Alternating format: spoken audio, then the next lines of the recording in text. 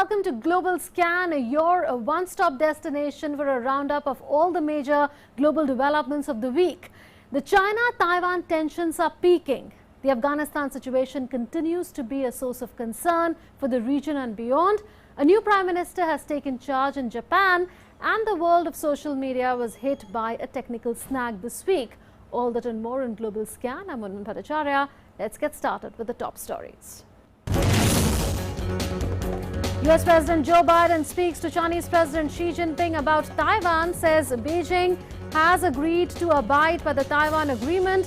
Taiwan's defense minister says tensions between China and Taiwan are at their worst in 40 years and warns of the risk of an accidental strike between the two.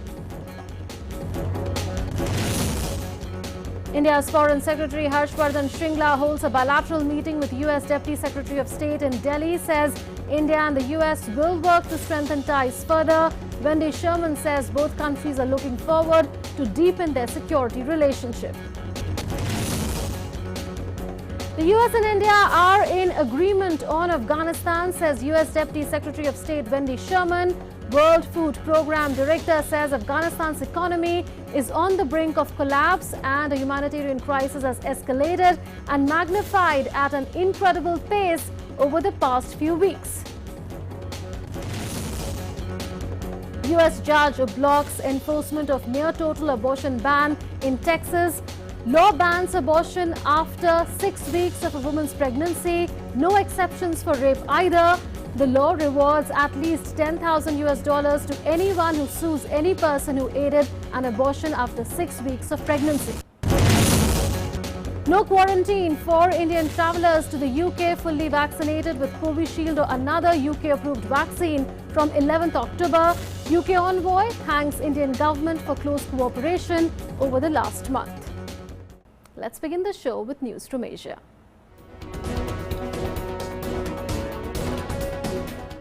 India's Foreign Secretary Harshvardhan Shringla held a meeting with US Deputy Secretary of State Wendy Sherman in Delhi. They reviewed the India-US bilateral agenda and outcomes of Prime Minister Narendra Modi's recent visit to the USA. They also exchanged views on regional issues pertaining to South Asia and the Indo-Pacific region and contemporary global issues. There are important geopolitical changes that are taking place.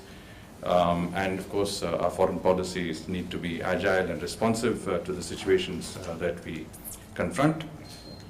Over the past few decades, but more in the past few years, I think our relationship has seen a very, very steady growth in both in substance, pace and momentum. And the solid foundation in bilateral ties, the enhanced level of understanding and trust have led to more active and regular engagements in matters of strategic interest as well as in global issues. While US Deputy Secretary of State Wendy Sherman said that US and India are looking to deepen their security relationship across multiple dimensions. They remain engaged with each other on Afghanistan and counterterrorism as well. She also said that India and the US know that the best way to preserve peace and stability in the Indo-Pacific region and around the world is by upholding and strengthening the rules-based international order. The best way to preserve peace and stability in the Indo-Pacific and around the world is by upholding and strengthening the rules-based international order that helps people everywhere thrive. As Prime Minister Modi's recent visit to Washington and the Quad Leaders Summit that took place just over a week ago demonstrated, ours is an indispensable partnership. There is no challenge that the United States and India cannot overcome when we work together. The humanitarian and financial situation in Afghanistan is getting from bad to worse. Afghans are facing unprecedented challenges of record levels of poverty and unemployment, and they are trying to flee the country for a safer future. In fact, even before Taliban's takeover of Kabul, Afghanistan's humanitarian situation was a matter of concern, and now the crisis has only compounded further. Amid the security and humanitarian concerns in the region, India has been closely coordinating with the US. Here's how. There seems to be no end to crisis in Afghanistan, but United States and India are in agreement on Afghanistan, and these are the remarks that were made by none other than Deputy Secretary of State Wendy Sherman. We remain engaged with each other on Afghanistan and counterterrorism as well. Our two countries will meet soon for a counterterrorism joint working group and a homeland security dialogue to expand our cooperation in these areas. Foreign Secretary Harshvardhan Shringla on Wednesday held talks with his US counterpart Wendy Sherman in New Delhi. There are important geopolitical changes that have taken place, and of course our foreign policies need to be agile and responsive to the situations that we confront. Over the past few decades, but more in the past few years, I think our relationship has seen a very, very steady growth in both in substance, pace and momentum. And the solid foundation in bilateral ties, the enhanced level of understanding and trust have led to more active and regular engagements in matters of strategic interest as well as in global issues. The situation in Afghanistan is turning from bad to worst. Poverty and hunger have worsened since the Taliban takeover. The country was already in a bad shape, suffering from drought and the COVID-19 pandemic. Thousands of Afghans are trying to flee their country every day from Zaranj, the smuggling capital in Afghanistan's Nimroz province, due to unemployment, poverty and uncertainty. The World Food Programme's top official in Afghanistan on Wednesday urged for more international attention to help millions of vulnerable Afghans, as the country's economic, climate and humanitarian plight is pushing its residents to the very brink of survival. The event of 15th of August resulted in a freezing of the foreign reserves and the suspension of development and on-budget assistance, and the consequences have just been devastating. The economy is on the brink of collapse here in Afghanistan. The 38 million Afghans who still live in the country are adjusting to a new reality. It is incredibly sad, and over the weeks a humanitarian crisis has just escalated and magnified at an incredible pace. It's a crisis that has its roots in decades of conflict and the increasing pressures of climate change.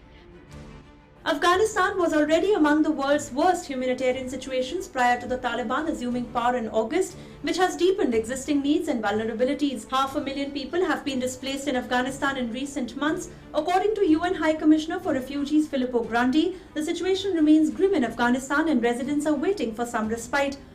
DD India. China is doing what it is known to do best, muscle flexing in South China Sea. In the latest episode of Chinese belligerence, China flew a blizzard of warplanes over Taiwan's air defense identification zone. This sent tensions soaring between China and Taiwan. In fact, Taiwan's defense minister has said that the tensions are at their worst in 40 years, and he even warned of the risk of an accidental strike between the two. US President Joe Biden said he spoke to Chinese President Xi Jinping about it, and they agreed to abide by the Taiwan Agreement. However, this agreement also allows Washington to maintain a robust, unofficial relationship with Taiwan. Here's how it all happened.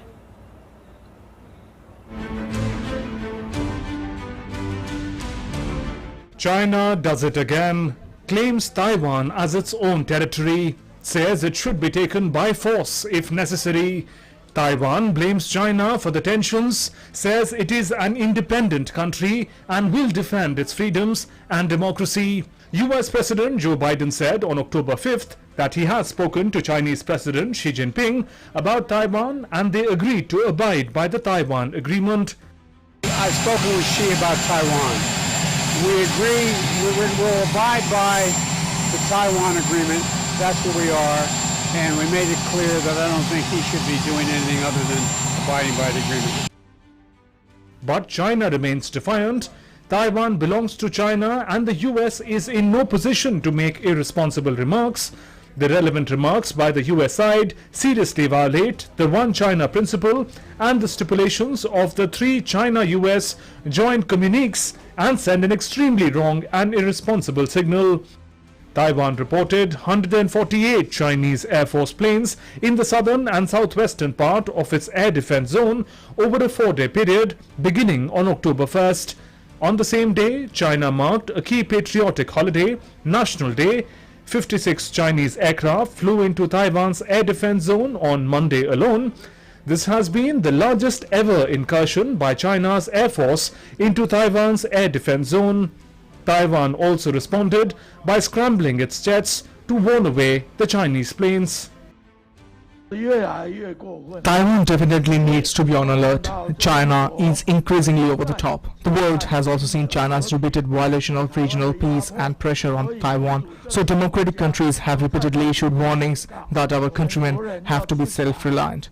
We have also seen President Tsai ceaselessly supporting the national army. We must come together as one and strengthen ourselves. Only then will countries that want to annex Taiwan not dare to easily resort to force. China and Taiwan were divided during a civil war in 1940s. The island has its own constitution, democratically elected leaders, and about 300,000 active troops in its armed forces, but still, Beijing insists the island will be reclaimed at some point by force, if necessary. And in a surprise move, Japan's new Prime Minister Fumio Kishida called for parliamentary polls on the 31st of October, soon after taking charge as the PM. Kishida has also laid out his priorities, vowing to bolster the country's response to the coronavirus pandemic. In his inaugural news conference, Kishida expressed a wish to implement large-scale coronavirus countermeasures and bold economic policies. Here's more. Soon after taking charge as Japan's new Prime Minister, Fumio Kishida announced snap parliamentary polls on October 31st. He vowed to bolster the country's response to the coronavirus pandemic. The decision to call an election came as a surprise, even though one has to take place by November 28, as the term of his parliament was due to expire on October 21st. Parliament will now be dissolved on October 14.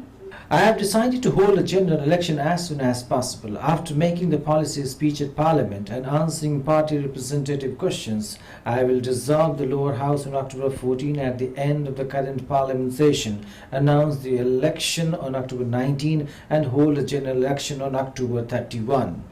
Political analysts suspect the decision came as he first needed to rally his Liberal Democratic Party for the forthcoming election without losing any time given risks posed by the pandemic. Kishida's predecessor Yoshihide Suga enjoyed support ratings of about 70% soon after taking office a year ago, but came under heavy fire over his handling of the pandemic. Kishida said he would consider COVID-19 relief payouts, adding he had also instructed ministers overseeing the pandemic response to come up with policies on vaccinations, to strengthen the medical system and to expand testing to help reopen the economy. I would like to consider cash payouts targeted to those hard hit by the pandemic who are also in vulnerable positions, such as women, non-regular workers and students. In the future, we would like to decide on how much cash payouts we will make after discussing the specific plans. Kishida earlier unveiled a cabinet lineup dominated by allies of former Prime Minister Shinzo Abe and ex-Finance Minister Taro Aso. Of the 20 posts in Kishida's cabinet, 13 were filled by people with no prior cabinet experience, in line with Kishida's pledge to promote fresh faces. But many heavyweight jobs went to allies of Abe or of outgoing Finance Minister Aso. There are 3 women in the lineup. Bureau Report, DD India. Let's now take a look at news from the Americas.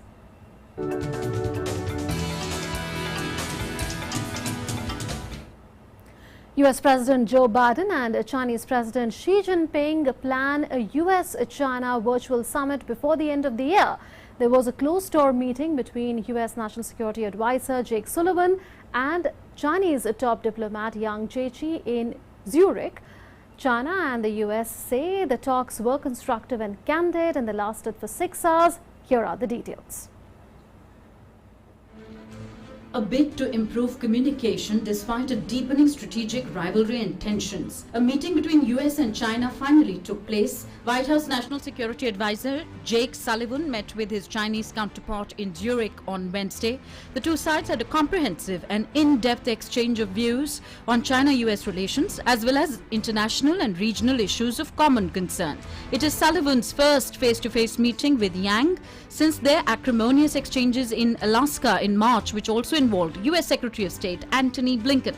The two sides agreed to take actions to implement the spirit of the phone call between Chinese and US heads of state on September the 10th, strengthen strategic communication, properly manage differences, avoid conflict and confrontation, seek mutual benefit and win-win results, and work together to bring China-US relations back to the right track of sound and steady development. The White House said in a statement that the meeting follows up on President Joe Biden's September 9th call with Chinese President Xi Jinping as we continue to seek to responsibly manage the competition between the United States and the People's Republic of China. The White House also said Sullivan raised concerns about contentious issues such as China's actions in the South China Sea, as well as on human rights and Beijing's stances on Hong Kong, Xinjiang and Taiwan. Both Beijing and Washington said the talks, which lasted 6 hours, were constructive and candid. The US side said that the tone was very different from Alaska. That call ended a nearly 7-month gap in direct communication between the leaders, and they discussed the need to ensure that competition between the two, with relations sinking to their lowest level in decades. But on Wednesday only, while addressing the US-India Business Council Summit in India, country's Deputy Secretary of State, Wendy Sherman, said that US will compete vigorously with China when it needs to. We'll compete vigorously with China where we should. We'll cooperate with China where it's in our interest to do so. I'm sure the same is true for India. And we will challenge China where we must, where it undermines our interests, the interests of our partners and allies, or threatens the rules-based international order. I think we in India are like-minded in that regard. The years-long business and strategic partnership between the USA and China saw a shift over the past decade on a range of issues, including Chinese aggression in the Indo-Pacific region and other trade-related matters. All eyes are on the US-China ties now. Who will blink first remains to be seen. World Today Desk, DD India. Facebook has said that the cascade of issues which took down its app as well as WhatsApp and Instagram for over 6 hours on Monday night was an error during routine network maintenance of data centers. CEO Mark Zuckerberg has apologized about it in a post, but by that time the company's stock had plunged by over 5%, dragged down also by whistleblowers' revelations in the US Congress that Facebook is more about profits than user safety. After over 6 hours of global outage that saw Facebook, Instagram and WhatsApp go dark for billions of users, here comes a reply from social media giant Facebook. Facebook said that cascade of problems was an error during routine maintenance of its network of data centers. In a blog post, Vice President of Engineering Santosh Janardhan said the global outage had begun when the company's engineers issued a command that unintentionally disconnected Facebook data centers from the rest of the world. He described the error as originating within the company's global backbone of fiber optic cables and data centers. Facebook's systems are designed to audit commands to prevent mistakes, but the audit tool had a bug and failed to stop the command that caused the outage, and it was not caused by malicious activity. Facebook on Monday cited faulty configuration changes on its routers as the root cause. And the way to mitigate this is clearly not to go and concentrate something as fundamental as communication in the hands of a single company. Instead, you should decentralize. You should have multiple instances spread across the world. You should democratize that communication, just like the internet used to be. Like lots of different ISPs, lots of different websites, lots of different email servers, and you spread the risk then over the entire globe rather than putting it in the hands of a single company. Facebook Chief Executive Mark Zuckerberg apologized on Tuesday following the 6-hour social media outage that affected Facebook, Instagram and WhatsApp. In a post on Facebook, Zuckerberg said that the social media platforms were coming back to normal. Sorry for the disruption today. I know how much you rely on our services to stay connected with the people you care about, he wrote on Facebook. Facebook, WhatsApp and Instagram apps went dark at around 1600 GMT in what website monitoring group Down Detector said was the largest such failure it had ever seen. Shares of Facebook, which has nearly 2 billion daily active users, opened lower after the weakened whistleblower report and slipped further to trade down 5.3% in afternoon trading on Monday. They were on track for their worst day in nearly a year amid a broader sell-off in technology stocks on Monday. Facebook has experienced similar widespread outages with its suite of apps this year in March and July. The outage was the second blow in days to the social media giant. A whistleblower accused the company of prioritizing profit over clamping down on hate speech and misinformation. DD India. And Zuckerberg's company got hauled over the coals on Tuesday in the US Congress during whistleblower Frances Haugen's testimony. She accused Facebook of deliberately promoting harmful content just to encourage engagement at all costs to maximize profits. The lawmakers accused Facebook CEO Mark Zuckerberg of pushing for higher profits while being cavalier about user safety. But Zuckerberg has denied the charges, saying they are just not true. A day after Facebook and its units suffered a major outage, whistleblower Frances Haugen testified in a congressional hearing, and that too for more than 5 hours. Haugen's testimony raised concerns from activists and researchers that Facebook systematically promotes harmful content and encourages engagement at all costs. Facebook wants you to believe that the problems we're talking about are unsolvable. They want you to believe in false choices. They want you to believe that you must choose between a Facebook full of divisive and extreme content or losing one of the most important values our country was founded upon, free speech. That you must choose between public oversight of Facebook's choices and your personal privacy. Facebook's own research says they cannot adequately identify dangerous content, and as a result, those dangerous algorithms that they admit are picking up the extreme sentiments, the division, they can't protect us from the harms that they know exist in their own system. Facebook understands that if they want to continue to grow, they have to find new users. They have to make sure that the next generation is just as engaged with Instagram as the current one. Senator Richard Blumenthal said, "Our children are the ones who are the victims." The Securities and Exchange Commission should investigate your contentions and claims, Ms. Haugen, and so should the Federal Trade Commission. Facebook appears to have misled the public and investors, and if that's correct, it ought to face real penalties as a result of that misleading and deceptive misrepresentation. Lawmakers accused Facebook CEO Mark Zuckerberg of pushing for higher profits while being cavalier about user safety. They demanded regulators investigate whistleblower accusations that the social media company harms children and stokes divisions. Lawmakers called for Zuckerberg to testify before the committee and for the Securities and Exchange Commission and the Federal Trade Commission to investigate the company. Haugen, a former product manager at Facebook's civic misinformation team who has turned whistleblower, revealed that she was the one who provided documents used in a Wall Street Journal investigation and a Senate hearing on Instagram's harm to teenage girls. Throughout the hearing, lawmakers lambasted Zuckerberg, who they said was going sailing rather than facing his responsibilities. DD India.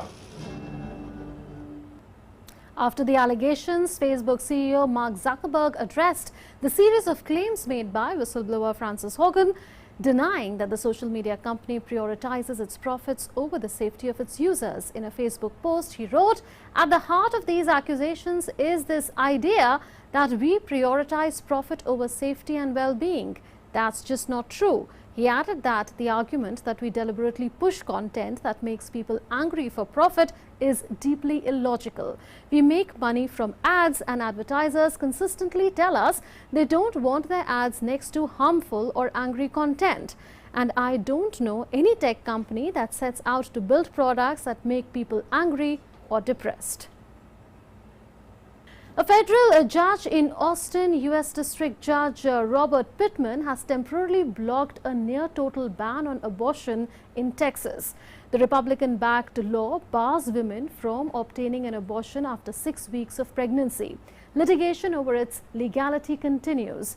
Judge Pittman's action can be appealed in the New Orleans-based U.S.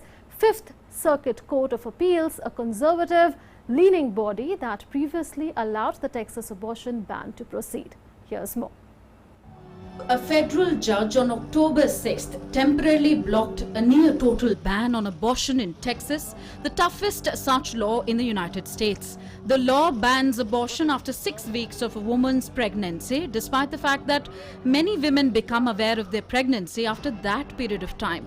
The law does not make any exceptions for rape either. The law rewards at least $10,000 to anyone who sues any person who aided an abortion after 6 weeks of pregnancy.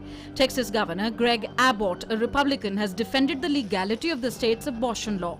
Our Creator endowed us with the right to life, and yet millions of children lose their right to life every year because of abortion. In Texas, we work to save those lives. And that's exactly what the Texas legislature did this session.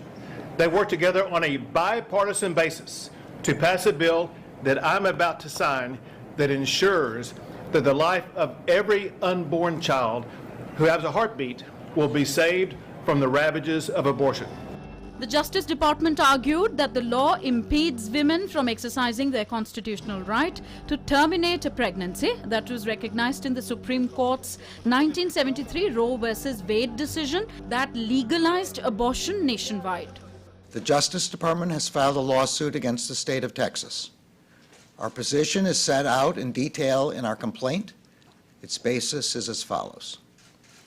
SB 8 bans nearly all abortions in the state after 6 weeks of pregnancy, before many women even know they are pregnant, and months before a pregnancy is viable.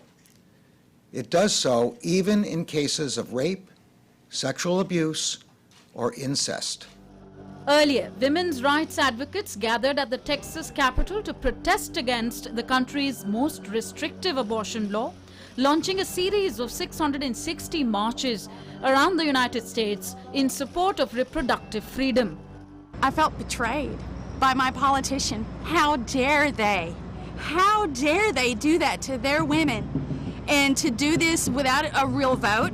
You know what I mean? We don't remember coming out for that, and they got it in sneaky, and the way they passed it was underhanded. Everything about it smells to high heaven. The so-called heartbeat law, which went into effect on September 1st, bans abortion after cardiac activity is detected in the embryo, usually around 6 weeks. This is before most women know that they are pregnant, and earlier than 85% to 90% of all abortions are carried out. DD India. And now we get you news from Europe.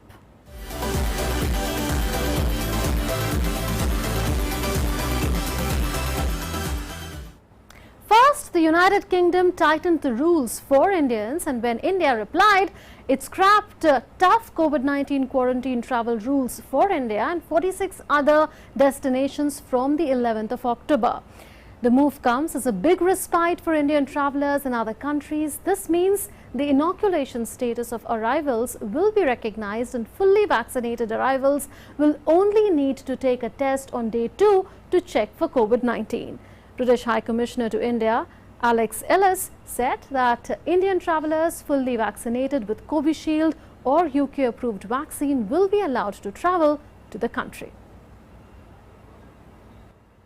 From Monday the 11th of October, a traveller from India to the UK, double jabbed with Covishield or another vaccine recognised by the UK regulator, does not have to quarantine. So it'll be easier and cheaper to enter the UK. We have been actually open for Indian travellers for months.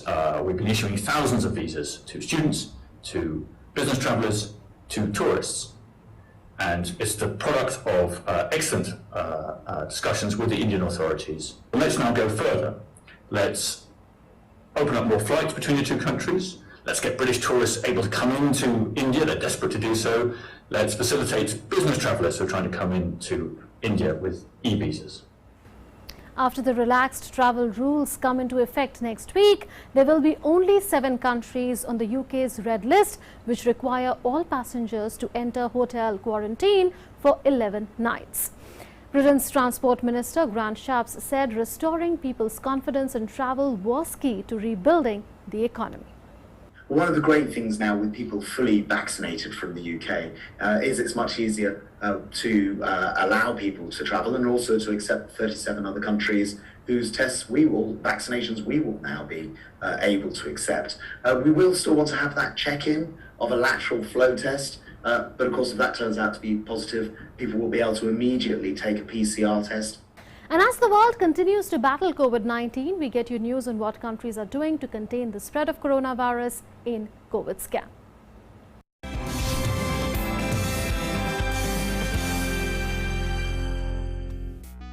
Former Commissioner of US Food and Drug Administration Dr. Scott Gottlieb has said the Delta wave of COVID-19 will be the last major surge in the United States. Gottlieb, the author of Uncontrolled Spread, a new book on the US response to the pandemic, said although Delta is waning in southern US states, infections are picking up in some states in the West and Midwest, citing Alaska, Wyoming, Montana, Indiana, Kentucky, Ohio and West Virginia. In United States, teachers gathered on Monday to protest the COVID-19 vaccine mandate that is now in effect for New York City school employees. Demonstrators gathered outside of the Department of Education in downtown Brooklyn. Braving a dreary fall afternoon, several hundred teachers and other employees of New York's Department of Education made the trip from Brooklyn into Manhattan via the Brooklyn Bridge. Along the way, the workers were confronted on the bridge by both supporters and opponents. Britain's health minister has promised to deliver renewal and reform for the United Kingdom's publicly funded healthcare system and for social care.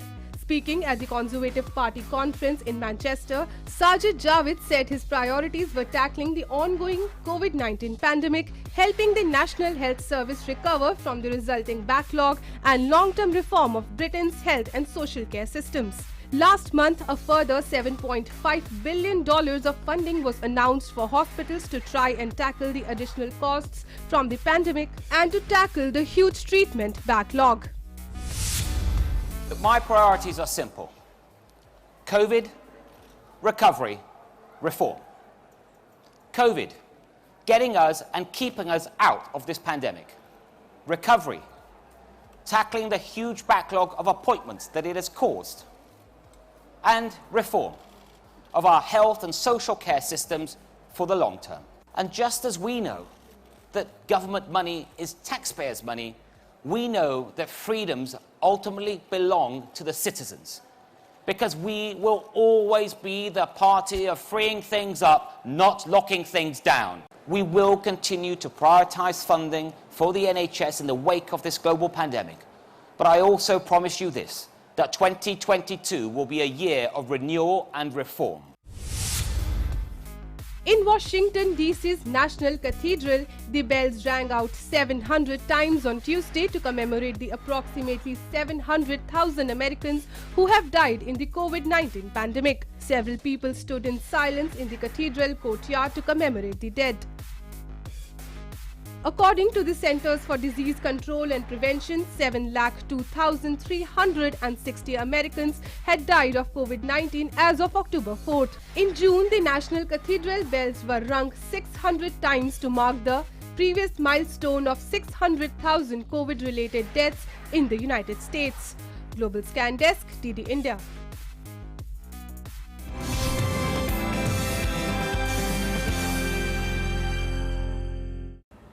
And now sports developments from around the world in Sports Scan.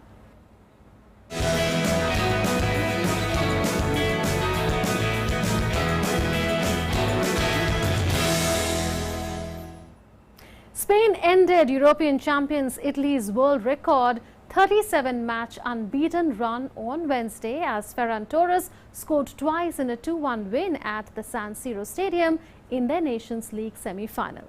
Here's a report. Spain ended European champion Italy's world record of unbeaten 37 matches streak as Ferran Torres scored twice in a 2-1 win at the San Siro Stadium in an entertaining Nations League semi-final on Wednesday. Italy, trailing by 2 goals at the break, had to play the entire second half with 10 men after captain Leonardo Bonucci was sent off, but showed real determination as they sought to avoid their first loss since a September 2018 defeat by Portugal. Torres put Spain ahead in the 17th minute, steering a left-wing cross from Mikel past Italy keeper Gianluigi Donnarumma into the far corner. On the ending of Italy's unbeaten 37 matches streak, Spain's coach Luis Enrique said the win goes to the hard work of the players. It's a great win for sure, mostly because it puts us in final and now we are one of the 2 best competitors in this competition. And it's clear that this defeat for Italy was going to come, and that day was sooner rather than later, because all streaks have a beginning and an end. I think Italy's world record is incredible. We were just faithful to what we are as a team and faithful to what we always go for in matches, and the players did great today. They are tremendously happy, and now we have to regroup and focus on the final. The Azzurri, who beat Spain on penalties in Euro 2020 semi-final in July, went a man down in the 42nd minute when Bonucci was sent off for a second yellow card after elbowing Sergio Busquets. Torres sent Luis Enrique's side in with a 2-goal lead at the break when he was left unmarked to head in another fine cross from Oyarzabal. No, I'm not necessarily putting the defeat down to anything. We lost the game. I think the red card, of course, did have a big impact on the rest of the match because up until that stage, yes, they had more ball possession as they always do. We would have had few issues, but I think we played a good football and we also had our opportunities to equalize and go into the break 1 apiece. That was the first half. Then of course we needed to actually be more wary not to concede that second goal at the end of the second half. That's where we should have a little more switched on. But it's already very difficult to play against Spain. Spain had given a debut to Barcelona's 17-year-old midfielder Gavi, who became their youngest ever player after just 3 starts for his club. Spain will face the winners of Thursday's semi-final between France and Belgium in Sunday's decider. Sports Desk, DD India. And now we get you some other news from across the globe in Fast Forward.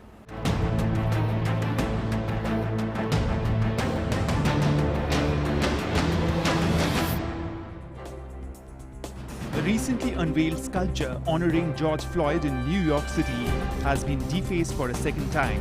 Grey paint was thrown across the statue on Sunday, police said, just 2 days after it was set up in Union Square. Cleanup efforts by community volunteers are now underway. The 6-feet-tall bust of Floyd was on display earlier in Brooklyn, where it was vandalized with black paint. Floyd was murdered by a Minneapolis police officer in 2020. His death incited a wave of global protests over racial justice. Security footage shows a man holding a skateboard and mixing paint behind the sculpture before getting on his skateboard, splattering it across the face of the statue and riding away. These statues were apparently left untouched. The New York Police Department's Hate Crime Task Force has opened an investigation into the incident.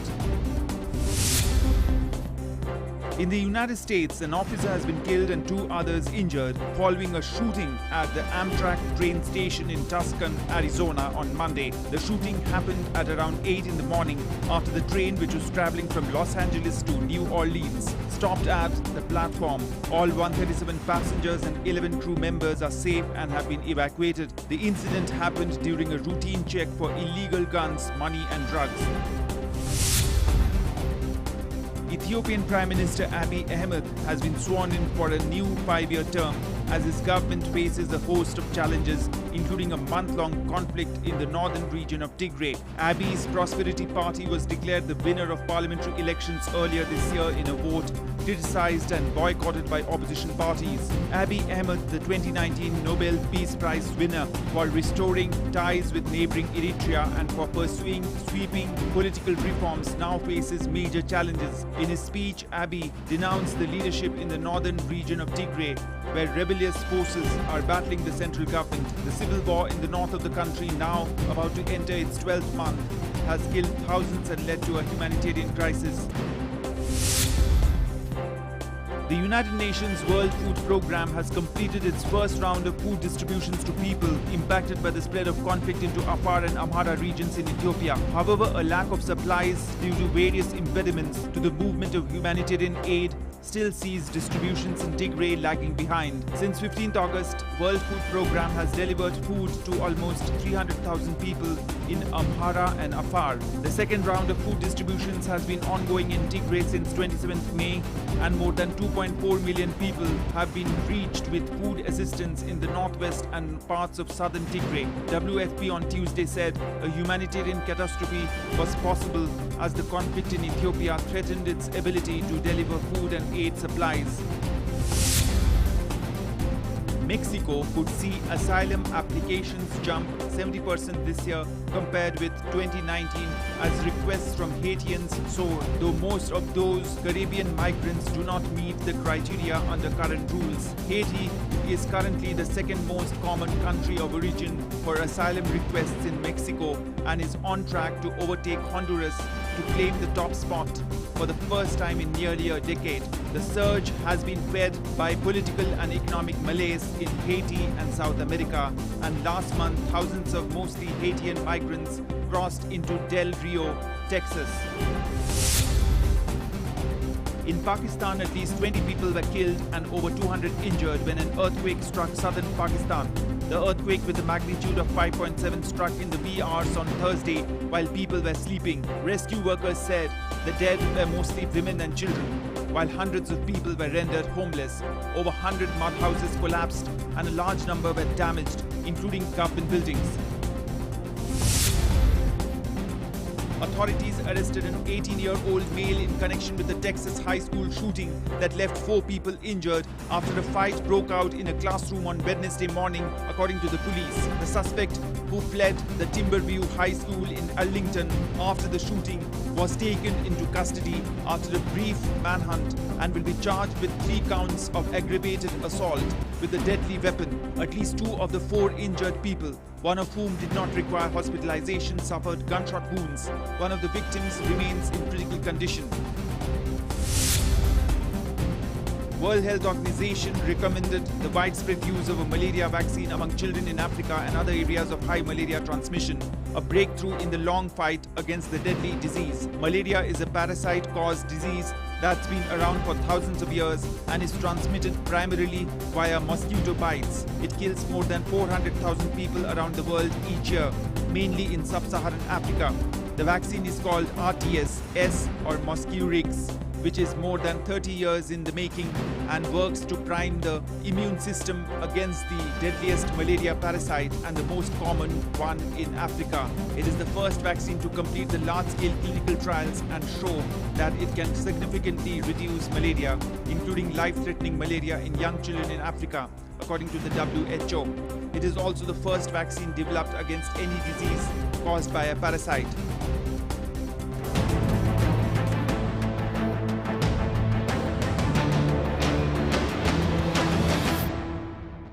Time now for stories that make news but not headlines in Beyond Headlines.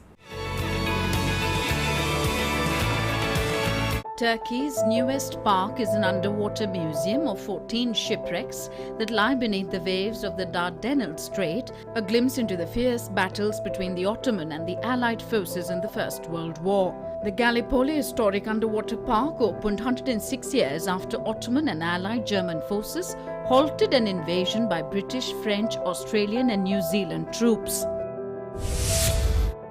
In Scotland, 81-year-old Nick Gardner is challenging many, some half his age, to climb all 282 of Scotland's Munros, or mountains above 3,000 feet, in 1,200 days.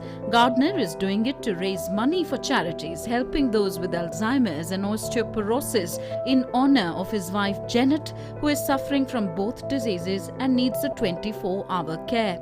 Picking up social media skills with the help of his family, he records his progress on Facebook and Instagram. Many of the messages on his fundraising web page, where he has raised more than £30,000 of a £40,000 target, are from people he has met on the mountainside. Wine growers at the Mohma vineyard in the French capital have started their annual grape picking season. A Parisian tradition for almost 90 years, the grape picking season celebrates the French capital's largest vineyard with more than 1,700 grapevines spread across more than 1,500 square meters. Vineyard worker Vincent Bollineau said a total of 731 kilos of grapes have been gathered in the pre-grape picking process to make their own brand of red wine. Taking their pets to the annual blessing of animals, Roman Catholics in Brazil's Rio de Janeiro celebrated the day of São Francisco de Assis on Monday. Cats, dogs, serpents, among other animals and its owners gather every year at the São Francisco de Assis Church in Rio Comprido neighborhood. The celebrations include masses, a bazaar and blessings for the animals. With climate changing drastically, the efforts to reduce its impact on human beings have also gained pace. In Nairobi, a 3-year-old company, Coco, is using ATMs to dispense ethanol derived from agricultural waste. Its makers say that the practice is safer, better for the environment and more cost-effective. Ethanol from agricultural waste is a greener alternative to using charcoal made from cutting down trees. The United Nations Environmental Programme also says that sugarcane bioethanol can reduce emissions by 40% to 62% compared to the petroleum-derived fuels. Sea falls in Sydney are helping marine life to flourish, say marine scientists. Within sight of Sydney's iconic harbour bridge, marine scientist Mariana Mayer Pinto lowers herself into the water to examine craggy concrete panels which are increasingly acting as the much-needed habitats for kelp, crustaceans, fish and other marine life. Mariana says that over 90 species are now colonizing these diverse panels. Scientists are now seeing 30 to 40% more species on the panels in the living sea walls than on the unmodified parts of the sea walls. The Living Sea Walls project has installed over 1,000 of these specifically designed panels onto existing sea walls in Sydney, mimicking the natural shoreline ecosystem like rock pools and mangroves with its nooks and crevices. In China's Yunnan province, archaeologists unearthed on Tuesday a dinosaur sacral vertebrae fossil which dates back to the Jurassic period, which is 201.3 million to 145 million years ago in Lufeng City. The sacral vertebrae, also called the sacral spine, consists of 5 sacral vertebrae bones. The bones fuse together to form the sacrum, the shield-shaped bony structure located at the base of the lumbar vertebrae and connect to the pelvis. Global Scan Desk, DD India.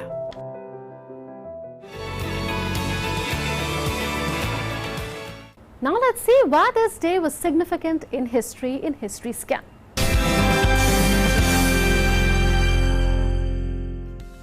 On October 4th in 1957, the Soviet Union became the first nation in space after launching the Sputnik 1 satellite into the orbit 500 miles above the Earth. On October 4th in 2004, US scientists Frank Wilczek, David Gross and David Pulitzer won the Nobel Physics Prize for explaining how the basic building blocks of nature quarks interact. On October 5th in 1910, Portugal was declared a republic after a successful revolt against King Manuel II. On October 5th, 1983, Polish Solidarity leader Lech Walesa was awarded the Nobel Peace Prize. In the year 1989, on October 6th, US film actress Betty Davis died in Paris. She made many successful films in the 1940s and received an Oscar nomination for her role as a demented former child star in the 1962 film Whatever Happened to Baby Jane. On October 6th in the year 2013, David Beckham returned to Manchester for UNICEF soccer match. On October 7th in 1940, in World War II, German troops invaded Romania to take control of strategic oil fields. In 1981, Hosni Mubarak became acting president of Egypt following the assassination of Anwar Sadat on October 6th. On October 8th in 1912, Montenegro declared war on Turkey, beginning the First Balkan War. On October 8 in 1953, the British contralto Kathleen Ferrier died of cancer at the peak of her career, aged 41. Global Scan Desk, DD India.